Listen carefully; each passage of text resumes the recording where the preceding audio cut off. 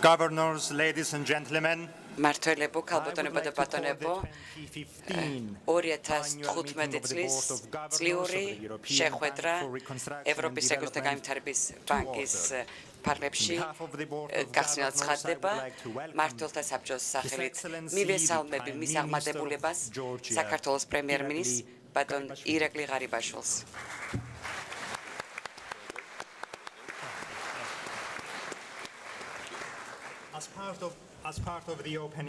გახსნითი სესიის ფარგლებში გამოვლენ ბატონი პრემიერ-მინისტრი,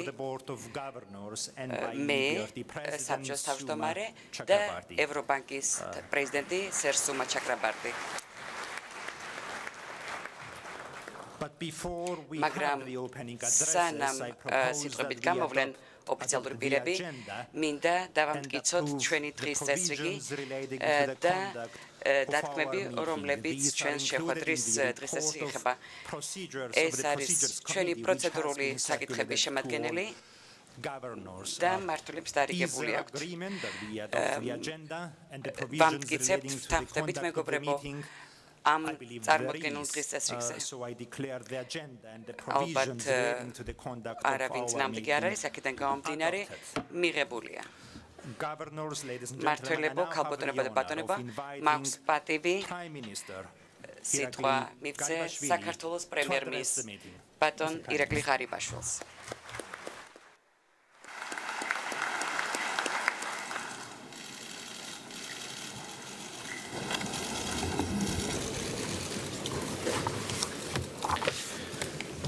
ბატონო პრეზიდენტო,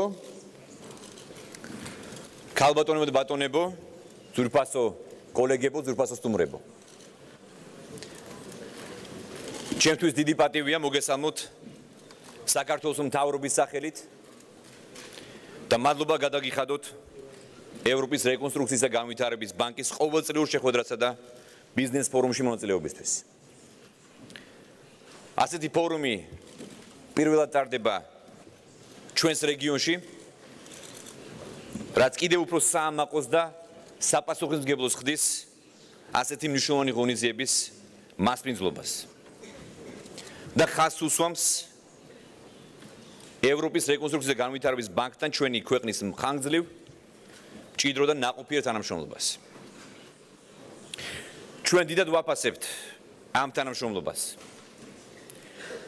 რომლის შედეგადაც გასულ წელს პრაქტიკულად გაორმაგდა ბანკის მიერ საქართველოს ეკონომიკაში განხორციელებული ინვესტიციები, რომელმაც 200 მილიონ ევროს გადააჭარბა. ჩვენი თანამშრომლობის 22 წლის განმავლობაში მთლიანად ბანკის ინვესტიციებმა საქართველოს ეკონომიკაში 2 მილიარდ 600 მილიონი ევრო შეადგინა. ძვირფასო მეგობრებო, საქართველო არის მოწინავე ქვეყანა გამჭვირვალობის და ღია მმართველობის თვალსაზრისით. და სწორედ ამიტომ იგი ერთ-ერთი საუკეთესო ადგილი არის ინვესტიციების განხორციელებისთვის და ბიზნესის წარმოებისთვის. ჩვენმა ქვეყანამ დიდი გზა გაიარა საბაზრო ეკონომიკის, დემოკრატიის და კანონის უზენაესობის პრინციპების მეტად დამკვიდრების და გამტკიცების გზაზე.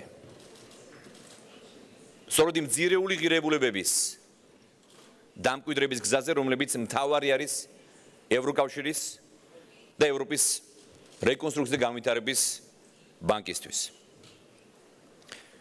გასულ წელს ჩვენმა ქვეყანამ ხელი მოაწერა ევროკავშირთან ასოცირების ხელშეკრულებას, რაც ევროპული ინტეგრაციისგან გადადგმული კიდევ ერთი მნიშვნელოვანი ნაბიჯია.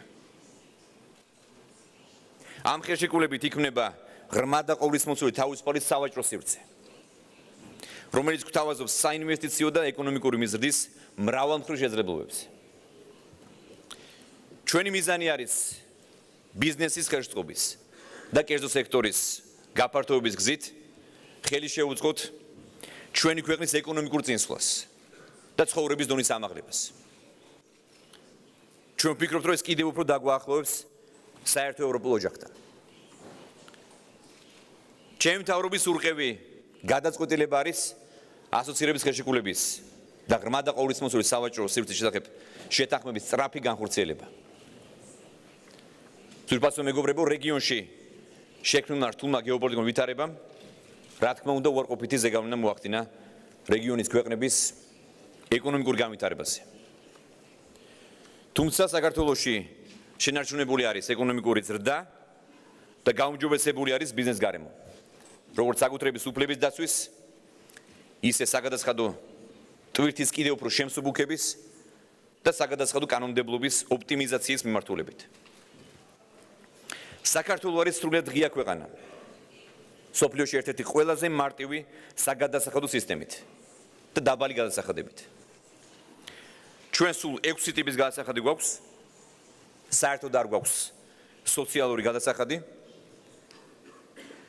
ჩვენ გავაუქმეთ იმპორტის გადასახადის აკუმულირებული თითქმის 85%-ზე. ხო, დანარჩენზე გვაქვს 5 ან 12%-იანი განაკვეთი. ჩვენ გვაქვს ძალიან მარტივი საგადასახადო საბაჟო პროცედურები და ყოველივე ამას ადასტურებს ის საერთაშორისო რეიტინგები, რომლებშიც საქართველოს აქვს სამყარო პოზიციები. და მე მინდა რამდენიმე ჩამოგითვალოთ. მსოფლიო ბანკის შეფასებით ბიზნესის კეთების რეიტინგში მსოფლიოში მე-15 ადგილი უკავია ჩვენს ქვეყანას. ევროპას და ცენტრალურ აზიის რეგიონში მე-8 ადგილი. ზედიზედ 4 წლის განმავლობაში საკუთრების რეგისტრაციის თვალსაზრისით საქართველო პირველ ადგილზე იყო მსოფლიოში. ასევე გეტყვით, რომ Trace Matrix-ის ინდექსის მიხედვით კორუფციის სიმცირის რეიტინგში საქართველო მე-11 ადგილზე არის 197 ქვეყანას შორის. და ჩვენ ვუსწრებთ ისეთ ქვეყნებს, როგორიც არის ნორვეგია, ჰოლანდია, საფრანგეთი, შვეიცარია, დიდი ბრიტანეთი და ავსტრია.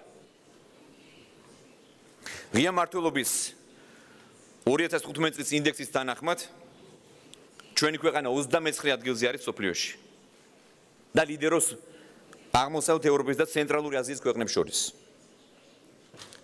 ასევე გეტყვით, რომ ეკონომიკური თავისუფლების ინდექსის Heritage Foundation-ის რეიტინგის მიხედვით საქართველო არის მსოფლიოში 22 ადგილზე. ჩვენ ვთავაზობთ ინვესტორებს სამართლებრივ უსაფრთხოებას, ხარისხიან, გამჭვირვალე, პროგნოზირებად კანონებს. ჯანსაღ საარბიტრაციო პროცედურებს სანდო სასამართლოს და დამოუკიდებელ მიუკერძო სასამართლოს და სანოტარო სისტემებს. სასამართლო განჩინებათა სწრაფ და ეფექტურ აღსრულებას, საჯარო მონაცემთა ხელმისაწვდომობას და ინფორმაციის ღიაობას და ხელმისაწვდომ სწრაფ და გამჭვირვალე საჯარო მომსახურებას. მე გეტყვით, რომ გონივრული მინიმალური და მიზანდასახული რეგულაციების დაწესებამ ქვეყანა აქცია ჯანსაღი ბიზნესის კეთების და წარმოების ჰაბად.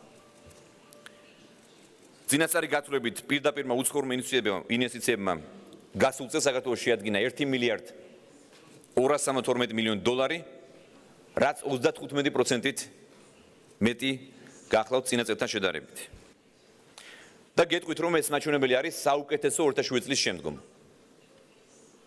ჩვენი ქვეყანა ძვირფასო მეგობრებო თავისი გეოპოლიტიკური ადგილმდებარეობით სულ უფრო და უფრო მნიშვნელოვანი ხდება როგორც ენერგეტიკული და სატრანზიტო ჰაბი ცენტრალურ აზიასა და ევროპას შორის.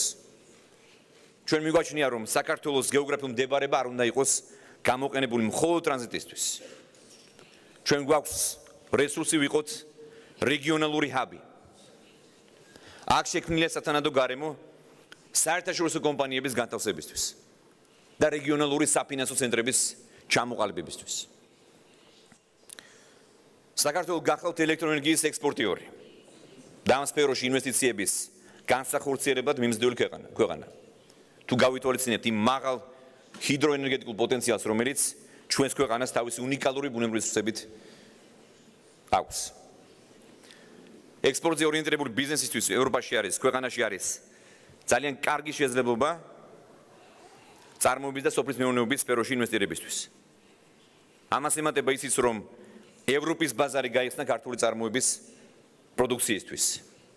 და მთლიანად იმ ქვეყნების ჩათვლით, რომლითანაც საქართველოს გაფორმებული აქვს თავისუფალი ვაჭრობის შეთანხმებები ჩვენ გვაქვს უნიკალური შესაძლებლობა გავიდეთ 900 მილიონიან მომხმარებელთა ბაზარზე.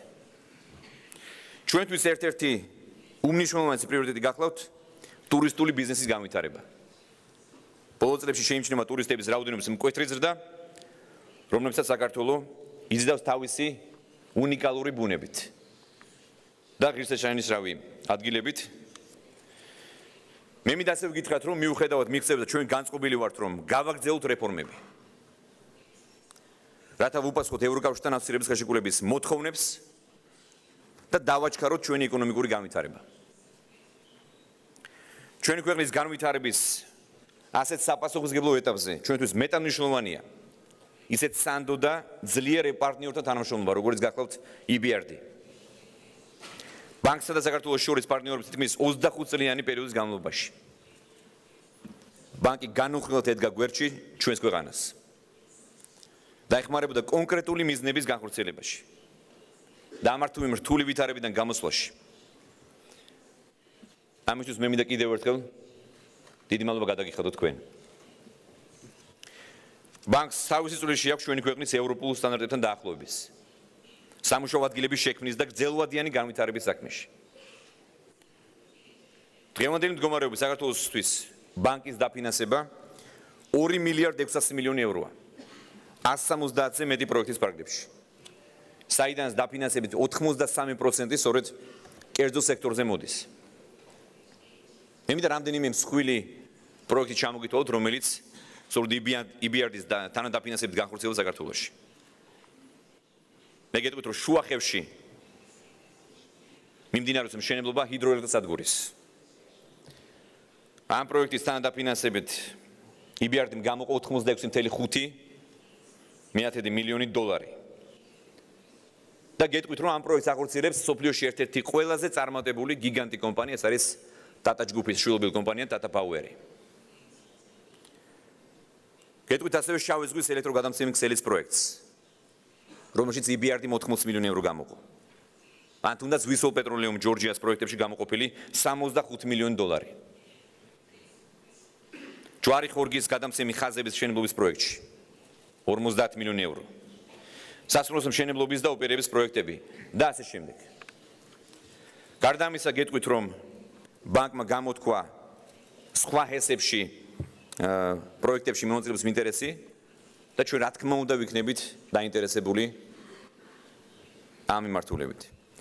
ჩვენთვის მნიშვნელოვანი პროექტების ხარდაჭერა ხორციელდება ბევრ სექტორში, მე გეტყვით, რომ დაწყებული წარმოებითა და გარემოდაცვის მიმართულებით, დამთავრებული სოფლის მეურნეობით და საბანკო სფეროთი, განხორციელებული პროექტებიდან განსაკუთრებით მინდა აღნიშნო ნოვატორული პროექტი, რომელიც გულისხმობს ბანკის მიერ ლარჯი დენომინირებული ფასიანი ქაღალდების გამოშვებას, რამაც სტიმული მისცა სხვა საფინანსო ინსტიტუტებს, რომლებიც მალევე მიბაძეს მას და ყოველი ამის საშუალებით საფინანსო ინსტიტუტებს ეძლევათ შესაძლებლობა, რომ გასცენ სესხები ლარჯში, რაც ხელს შეუწყობს ეკონომიკის ლარიზაციას და კაპიტალის ბაზრის განვითარებას საქართველოში. გარდა ამისა, მე მინდა გითხრათ, რომ ჩვენ ძალიან ვაფასებთ ბანკის ძალისხმევას, რომელიც მიმართული არის ჩვენი მეზობელი ქვეყნების განვითარებისკენ. რადგან სწორედ რეგიონში პოლიტიკური, ეკონომიკური და სოციალური სტაბილურობის ზრდა ამ რეგიონის ყველა ქვეყნისთვის არის ძალიან სარგებლო და მნიშვნელოვანი. ბატონო პრეზიდენტო, ქალბატონო ბატონებო, მე მინდა კიდევ ერთხელ გადაგიხადოთ მადლობა საქართველოს მთავრობის სახელით, რომ ბანკის წლიური შეხვედრის ადგილად სწორედ თბილისი საქართველოს შეარჩიეთ. მინდა აგრეთვე მადლობა მოგახსენოთ თქვენი ძალისხმევისა და იმ საქმიანობისთვის, რომელსაც ჩვენი ქვეყნის და მთლიანად ჩვენი რეგიონის განვითარებისთვის ეწევით. მე დარწმუნებული ვარ, რომ ბანკის და საქართველოს თანამშრომლობა კიდევ უფრო გაღრმავდება მომავალში. მე ასევე იმედის თვალით შევყურებ თბილისში ბანკის ახალი 5 წლიანი სამოქმედო სტრატეგიული დოკუმენტის ხელმოწერას, რომელიც იქნება ჩვენი ურთიერთობების და ევროპული განვითარების და სტაბილურობის მამოძრავებელი ძალა. კიდევ ერთხელ მე მინდა მადლობა გადაგიხადოთ თითოეულ თქვენგანს აქ ჩამორძანებისთვის და გისურვოთ წარმატებული დღე. მადლობთ. Thank you.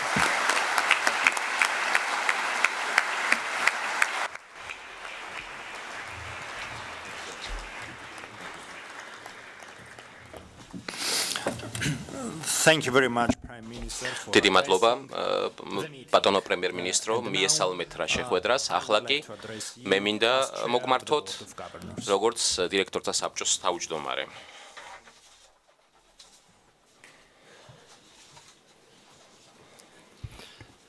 Excellencies, თქვენო ბრწყინვალებო, distinguished governors, წარჩინებულო მმართველებო, თავმჯდომარე, ქალბატონებო და ბატონებო. it is with pleasure that I ჩემთვის დიდი სიამოვნება და დიდი პატივია მოგესალმოთ ბანკის 24 ყოველწლიურ ყრილობაზე თბილისში. ჩვენ მადლობელი ვართ ქართველი ხელისუფლებისა, მიგვიღო რა ჩვენ ამ მშვენიერ ქალაქში. პირველად ხდება ყრილობა ტარდება სამხრეთ კავკასიაში.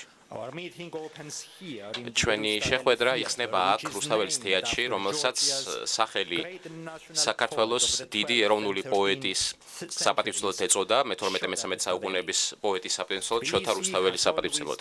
თბილისი ყოველთვის იყო შეხვედრის წერტილი სხვადასხვა კულტურებისა და ცნობილია თავისი ტრადიციებით, რელიგიური შემწყნარებლობისა და ღიაობის ტრადიციებით.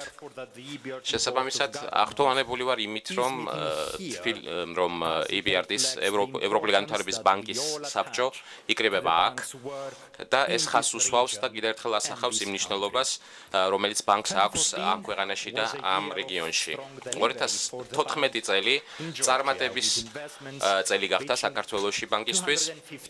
შეადგინა რა საერთო ინვესტიციებმა 215 მილიონი.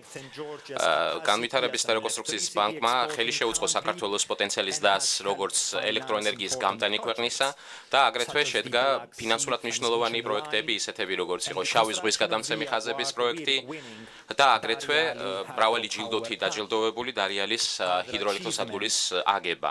სხვა წარმატება მოიცავს აგრეთვე პირველ სინდიცირებას კორპორატიული სექტორისა და პირველი საერთაშორისო ფინანსური ბონდის გამოცემა საქართველოში ლარში, რამაც ხელი შეუწყო EBRD-ის მიერ თავისი კაპიტალური პროდუქტების დივერსიფიცირებას.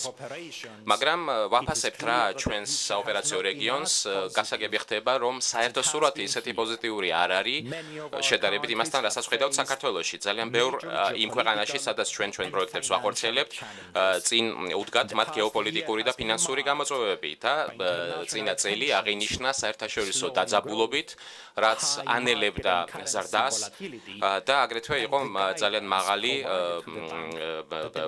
არასტაბილურობა ფინანსურ ბაზრებზე და უმრავლესობა ჩვენი აქციონერებისა აგრეთვე ხელს არ უწყობდა და მხარს არ უჭერდა ახალი პროექტების ჩატარებას რუსეთში. მაგრამ რაც აღსანიშნავია ის არის, რომ ევროპული განვითარების ბანკი ძალიან სწრაფად რეაგირებდა ამ გამოწვევებზე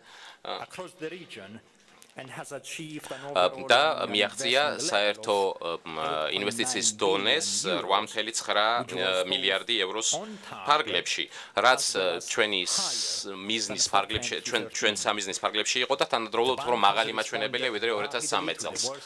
აგრეთვე ძალიან სწრაფად ვირეაგირეთ უკრაინაში გაუარესებულ ეკონომიკურ სიტუაციაზე, გავზარდეთ რა იქ განხორციელებული ინვესტიციები, რამაც შეადგინა თითქმის მილიარდი ევრო და ხელს უწყობდით ისეთ დარგებს, როგორც არის გაზის ტრანსპორტი, საგზაო მშენებლობა, მუნიციპალური განვითარება, სოფლის მეურნეობა და ფინანსები.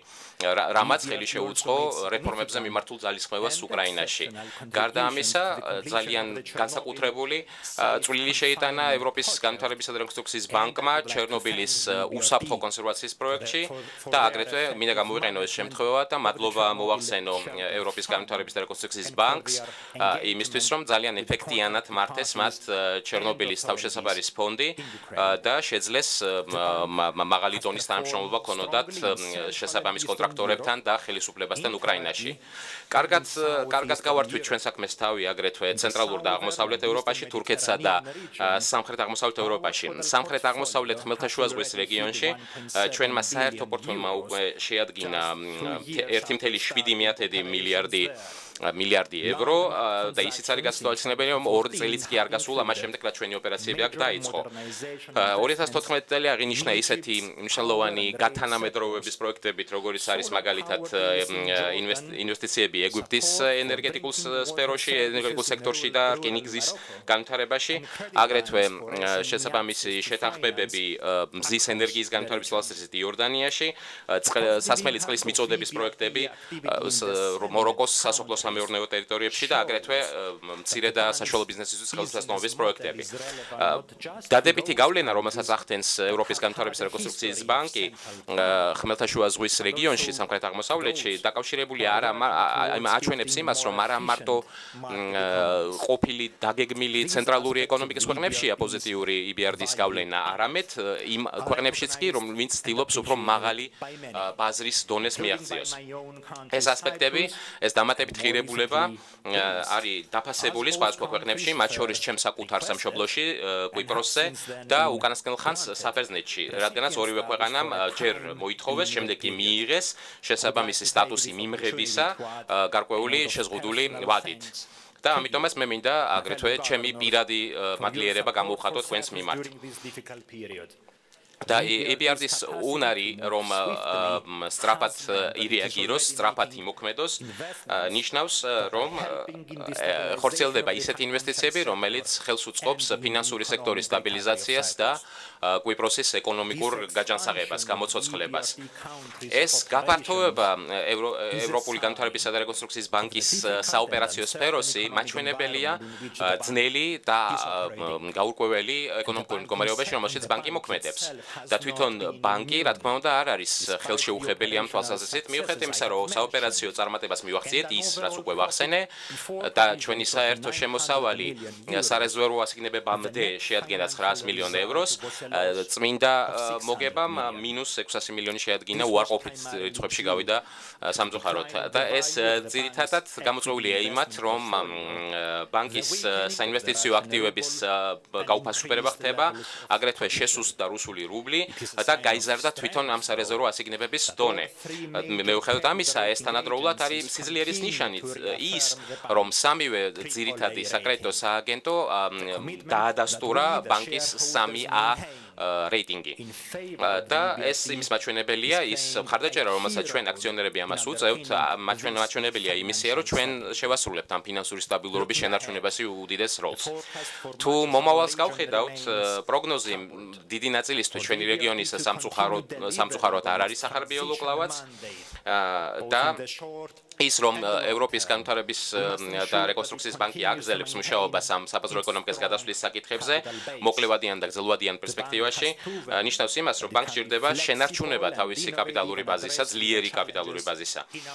ბანკმა უკვე დაამტკიცა, რომ ის საკმაოდ მოქნილია და ინოვაციური, შეუძლია იმ გამოწვევების დაძლევა, რომელიც ჩვენ რეგიონში არის და იმის უნარი, რომ ბანკმა გააგრძელოს ამ გამოწვევების დაძლევა, მნიშვნელოვანი არის. სწორედ ამას მივყავართ იმ ინსტიტუციონალურ გადაწყვეტილებებამდე, რომელიც ჩვენ შეხვედრაზე უნდა იქნას მიღებული დღეს. ეს გადაწყვეტილებები მოიცავს, რა თქმა უნდა, უფრო სტანდარტულ პროცედურას, როდესაც უნდა მოვიწონოთ ბანკის ფინანსური ანგარიშები, 2015 წლის ბიუჯეტი, 2015 წლის წლიური ანგარიში და წმინდა მოგების გადანაწილება ევროპული განვითარების და რეკონსტრუქციის ბანკის აქციონერთა სპეციალურ ფონდში.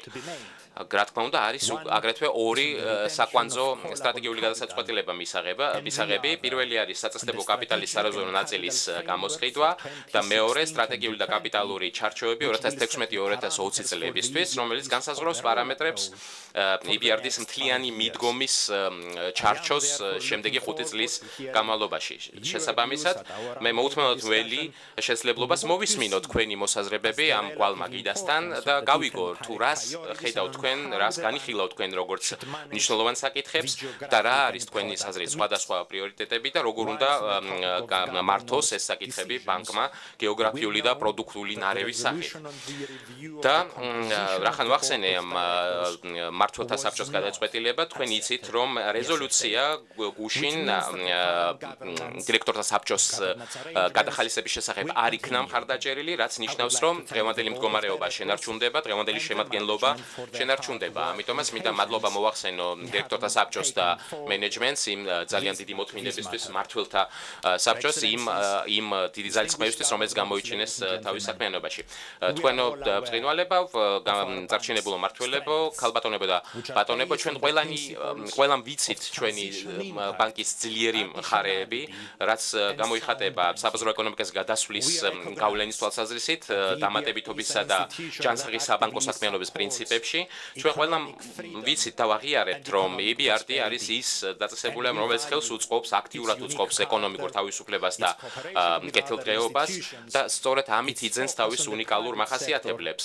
თავისი თანამშრომლობით სხვა დაწესებულებებთან თავის ფოკუსით კერძო სექტორზე და თავის თანამშრომლობით სხვა დაწესებულებებთან სხვა ინსტიტუტებთან ამიტომაც მინდა მადლობა მოვახსენო თავმჯდომარე ჩაკრაბარტის და ბანკის შტატს ბანკის თანამშრომლებს ისევე როგორც ჩვენი დირექტორთა საბჭოს მმართველთა საბჭოს იმ დიდი საქმიანობისთვის იმ დიდი შრომისთვის რომელიც გაწიეს იმ ჯაფისთვის რომელიც ახარჯეს შარშან და აგრძელებენ მხარდაჭერას და ერთგულებას EBRD-სა და საბოლოოდ მე მინდა აგრეთვე მოუწოდო ყველას აქტიურად მონაწილეობა მიიღოს დისკუსიებში გვექნება 9 ცალკეული საპანელო დისკუსია 10 სესია რომელიც მიეძღვნება ქვეყნებში ინვესტირების განხორციელებას 2 ქსელურ სადილს აგრეთვე კურსდამთავრებულთა შეხვედრა და მაღალი რანგის მიმღები ქვეყნის ღონისძიება ეს ყველაფერი მოგცემს უფრო სიღრმისეულად ჩახედვის საშუალებას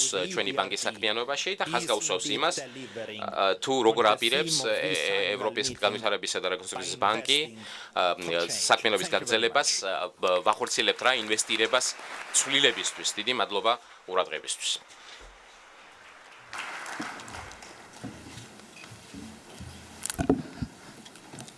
I now have the pleasure of inviting მე ხამაქვს პატივი სიტყვა გადავცე ევროპის რეკონსტრუქციის განვითარების ბანკის პრეზიდენტს სერ სუმა ჩაკრაბარტის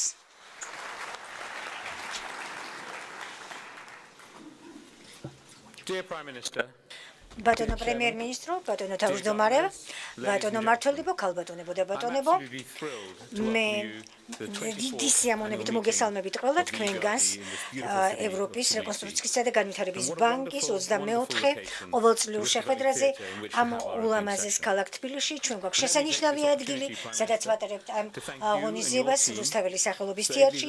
ძალიან დიდი მადლობა მინდა გადაუხადო თქვენს შესანიშნავ გუნდს ბატონო პრემიერ-მინისტრო, ფინანსთა მინისტრის ბატონი ხადურის უნარიანი ხელმძღვანელობით საქართველოს აქვს საკმაოდ დიდი ხანგრძლივი ისტორია რომელიც მან გაიარა ტრანსფორმაციის გზაზე, მაგრამ მან შეინარჩუნა თავისი კულტურის მდგრადობა და ასევე მისი უწყვეტობა.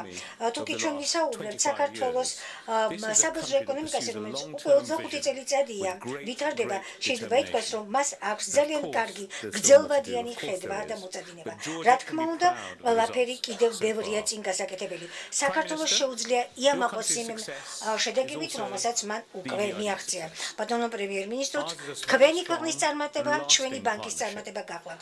ჩვენი გახლავთ იმ მხრივ, რომ ეს გახლავთ ხანგრძლივი პარტნიორობა, ინვესტიციები, რეფორმები, როგორც თქვენ ბრძანეთ, EBRD-მა მოახდინა 2,6 მილიარდი ევროს ინვესტირება საქართველოში და გარდა ამისა, მრავალი სხვა ინვესტორი შემოიყვანა ქვეყანაში.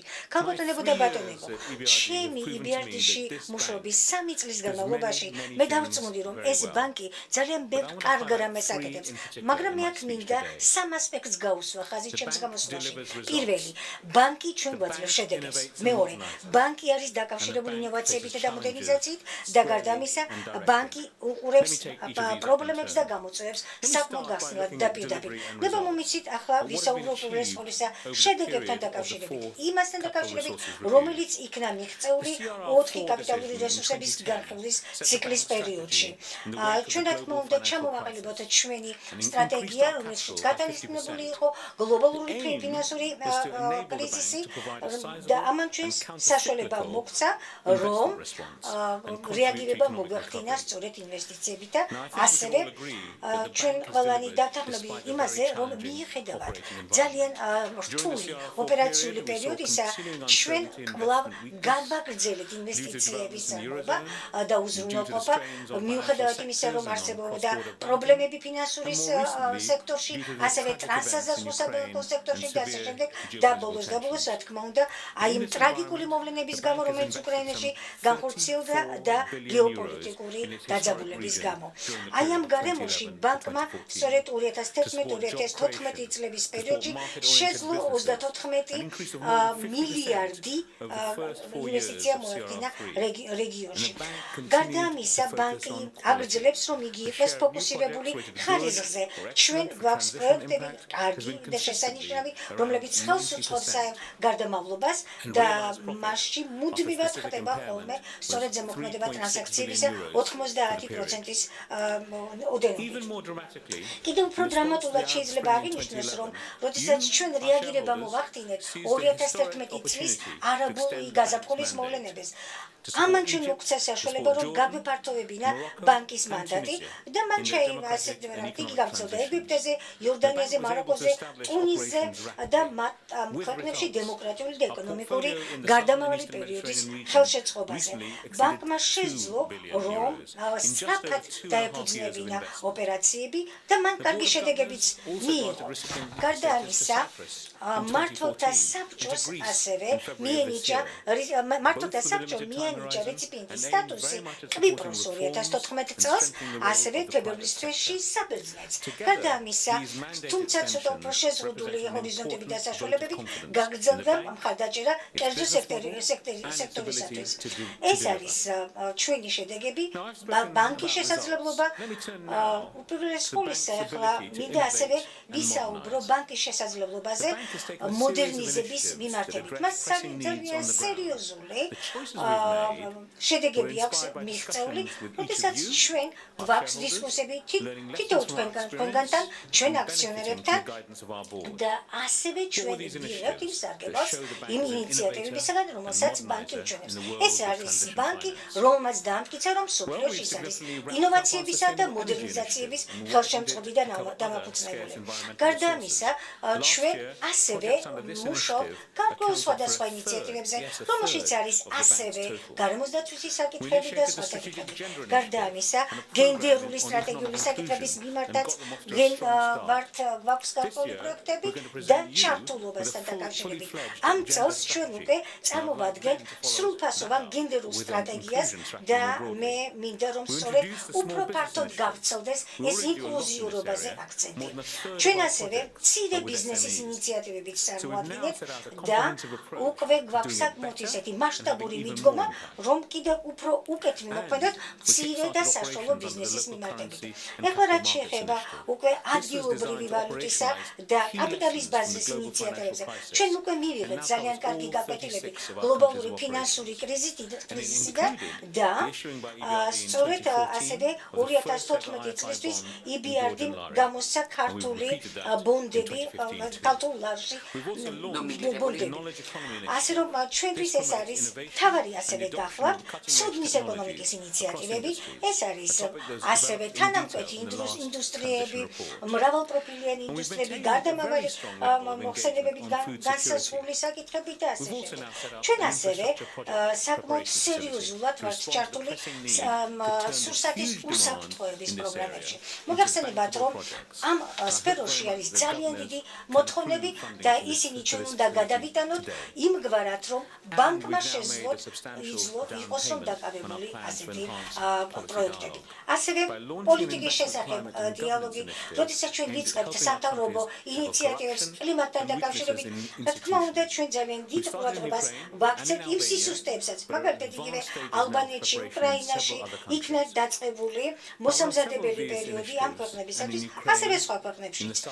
არის მთელი რიგი ინიციატივებისა უკრაინაში, სამხრეთ და აღმოსავლეთ ხმელთაშუა ზღვის ქვეყნებში, ასევე ევროპის სამხრეთ-აღმოსავლეთ ევროპის ქვეყნებში.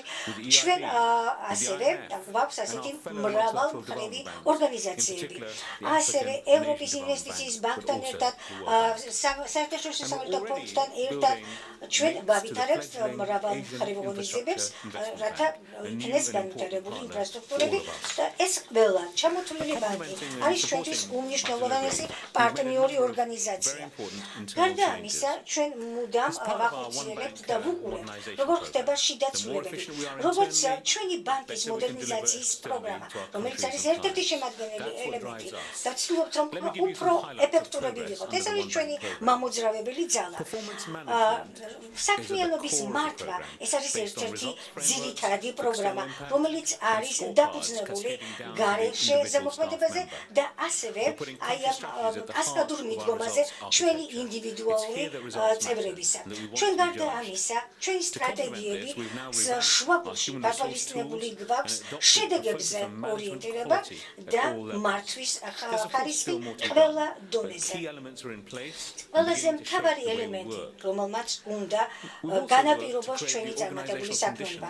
ეხლა რაც შეეხება ორგანიზაციულ პირობებს, ასევე პოლიტიკას ქვეყნებისა, პოლიტიკა, პარტნიორობა, რომლის მიმართებითაც ჩვენ გვაქვს ვალდებულება, რომ ჩვენი რესურსები იქნეს სწორად გამოყენებული ჩვენ სტრატეგიულ ჩარჩოებში. რაც შეეხება აი იმ ასიგნირებებს, რომლებიც პორტფოლიოს პროექტების მიმართებით გაახორციელდა, აქ არის გრძელვადიანი ფინანსური საქმიანობა გათვალისწინებული ჩვენი ბანკის მხრიდან. გარდა ამისა, ჩვენ მოვახერხეთ შეცვლა არქიტექტურისა ჩვენი დაგეგმვის პროცესებისა, გვაქვს ახალი მიდგომა, რომელიც უკვე გასულ წელს ვარშავაში დაადასტურეს ჩვენმა მმართველთა საბჭომ. ეს ჩვენ საშუალებას გვაძლევს, რომ აი ამ კონტექსტში გაგახსენოთ, რომ ბანკმა მოახერხა, რომ პრაქტიკულად ნულოვან დონეზე შეენარჩუნებინა ზრდა ჩვენი საკუთარი ბიუჯეტისა 3 წლიან პერსპექტივაში. ახლა რაც შეეხება ბანკის სტრუქტურის გამტკიცება, მისი მენეჯმენტისა, სისტემისა და ასე შემდეგ, რა თქმა უნდა, აქ მთავარი არის, რომ ჩვენ გვქონდეს მრავალმხრივი განვითარების ბანკებთან ურთიერთობა, თანამშრომლობა, მაგრამ ასევე ძალზე მნიშვნელოვანია, რომ ჩვენს ასეთ წარმატებით შეჯერებაში გავართვათ თავი აი ამ რთულ საოპერაციო გარემოს. ასეთი რეალური ბოლო მაგალითი სწორედ არის ის ინოვაციები, რომელიც EBRD-მ განახორციელა ბოლო პერიოდში. 2014 წელი ეს გახდათ წელი, რომლის დროსაც ჩვენ ვიყავით მოწმენი ცვლილებებისა და შეფერხებისა, როგორც ჩვენს ქვეყანაში, ასევე იმ ქვეყნებში, სადაც მოქმედებს ჩვენი ბანკი. გარდა ამისა, ჩვენ მოვახერხეთ რეაგირება უკრაინის კრიზისზე და ამისათვის გამოვყავით გაორმაგებული ინვესტიციები 1 მილიარდ ევროზე მეტი. ამასთანავე როდესაც გერმანიაში მოხდა G7-ის შეხვედრა, ჩვენ ზუსტად ადგილზე ვიყავით იმ დროისათვის, როდესაც ეს დახმარება იყო საჭირო. რეფორმები, რომელიც არის აუცილებელი კორუფციის წინააღმდეგ ბრძოლისათვის, არის გარდამწყვეტი, განსაკუთრებით უკრაინის გარდაქმნებისათვის, რათა იქ მოხდეს, ასე ვთქვათ, რეფორმების საბჭოს გაძლიერება და შეიქმნას ინსტიტუტი ომბუდსმენისა. ჩვენ, რა თქმა უნდა, სიამაყედ უყურებთ აი ამ ყველა მიღწევას, რომელიც ამ ბოლო პერიოდში მოვახდინეთ, მაგრამ გარდა ამისა, ჩვენ ნამდვილად ვართ ერთგულები იმ ჩვენი ამოცანების, რომლებიც საკმაოდ ახალია, მაგრამ განსხვავებული არის უკრაინისათვის. ჩვენ ვფიქრობთ, რომ უკრაინის რეფორმები იმსახურებს ჩვენგან ყურადღებას და მხარდაჭერას. გარდა ამისა, საბჭოს გადაწყვეტილებით რუსეთთან მიმართებით მოხდა გარკვეული პროექტების დაჩქარება, აქსელერაცია, განსაკუთრებით უკრაინაში, ყაზახეთში, თურქეთში და რა თქმა უნდა, ხმელთაშუა ზღვის სამხრეთ და აღმოსავლეთ ნაწილში. გასულ წელს, როდესაც ჩვენ მუშაობდით ამ მიმართულებით, დაახლოებით 1 მილიარდი ევროს ინვესტირება მოხდა. გარდა ამისა, ყურადღება მივაქციეთ ცენტრალური აზიის ქვეყნებს, ცენტრალური და სამხრეთ აღმოსავლეთ ევროპის ქვეყნებს და რა თქმა უნდა, აქ საქართველოს. საბოლოოდ შეიძლება ითქვას, რომ რა მივიღეთ შედეგად 2014 წელს ბანკმა გადააჭარბა თავისი ბიზნეს გეგმის მიზანს და მოხდა ინვესტირება მთლიანობაში 8 მილიარდ 900 მილიონი ევროს.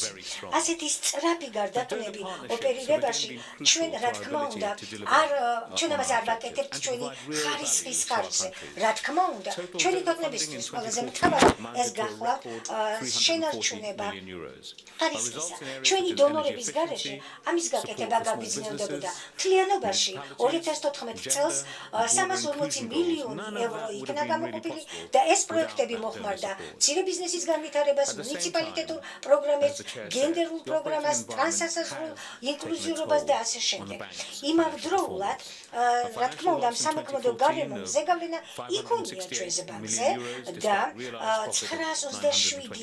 568 მილიონი euро იქნა, ასე ვთქვათ, ფინანსური დანაკარგი, მიუხედავად იმისა, რომ ჩვენ მოვახდინეთ 927 მილიონი euros რეალიზაცია.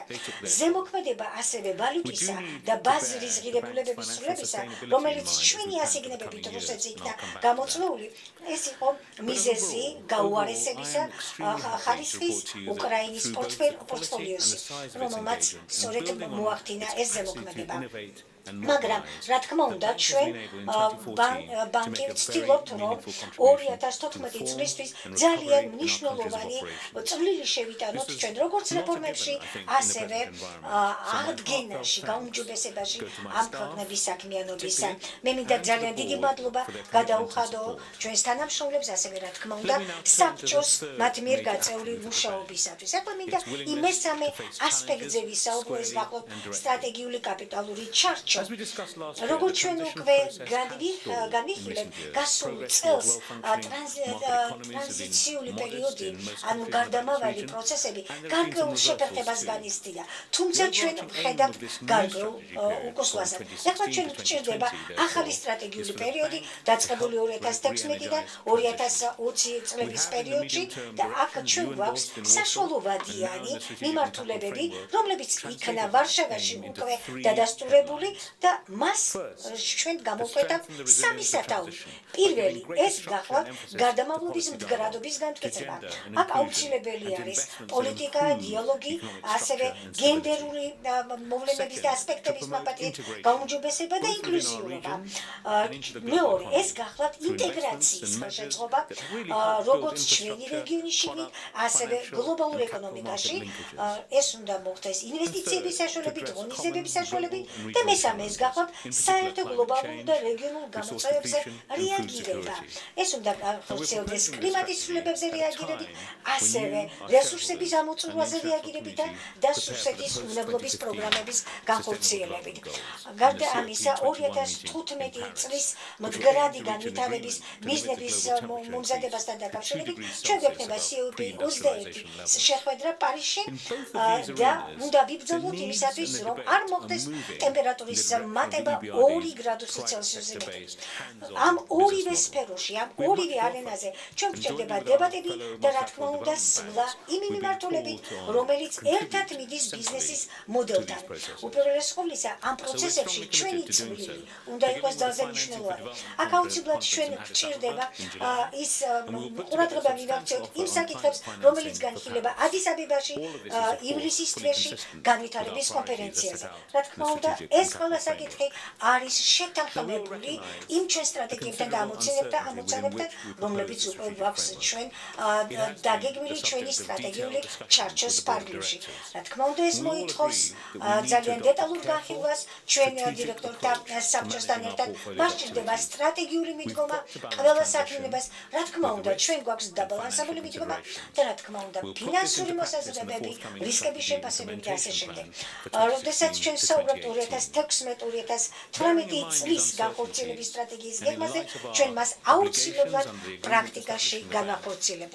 როდესაც ჩვენი ვითვალისწინებთ იმ ბუნდოვანებას, რომელიც დღეს არსებობს და ასევე იმ ვალდებულებების ფონზე, რომელიც აქვს ჩვენს ბანკს თავისი სადამფუძნებლო დოკუმენტიდან გამომდინარე, რა თქმა უნდა, ჩვენ ვართ ვალდებული, რომ ჩვენი სტრატეგიული დოკუმენტი განახორციელოთ იმ არსებული რესურსების ფარგლებში, რომლებიც ჩვენ გაგვაჩნია და ბოლო ბოლომდე განმახორციელოთ ჩვენი მანდატი. ქალბატონებო და ბატონებო, მმართველებო, ბატონო პრემიერ-მინისტრო, მე რა თქმა უნდა აქ ჩამოვთვალე ის სამი მიზეზი, რომლის გამოც მე როგორც იბერიის პრეზიდენტს შემიძლია ვიყო ამალი. რა თქმა უნდა, არის დრო, ეს არის გაურკვევლობის დრო, ეს არის ეკონომიკური გაურკვევლობის დრო, მაგრამ ამ დროს ბანკს შეუძლია შეასრულოს ხიდის როლი, განმაერთებლის როლი, მშენებლის როლი. ამიტომ EBRD რა თქმა უნდა გააკეთებს ყველაფერს იმისათვის, რომ იყოს იგი მდგრადი, მისი მიდგომა იყოს დაფუძნებული სოლიდარობაზე, ასევე გონივრულ ფინანსურ და მდგრად მიდგომებზე. ის მიზეზები, რომლებიც ჩვენ გვაქვს, ის ამოცანები, რომელსაც ჩვენ ვახორციელებთ და ის გადაწყვეტილები, რომელსაც ჩვენ მივიღებთ აქ, დარწმუნებული ვარ, იმსახურებს თქვენს მხარდაჭერას. ძალიან დიდი მადლობა ყველა თქვენგანს.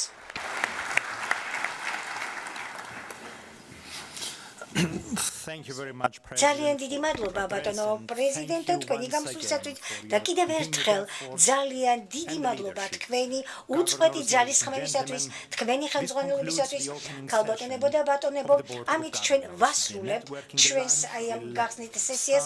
ეხლა ჩვენ გვექნება ლანჩი, რომელიც დაიწყება პირველ საათზე და იგი იქნება საქართველოს სახელმწიფო მუზეუმის შენობაში. მე მინდა ასევე ვთხოვო მმართველებს, რომ 2 საათზე შეიკრიბონ პარლამენტის შენობაში, სადაც გაგრძელდება მათი შეხვედრები.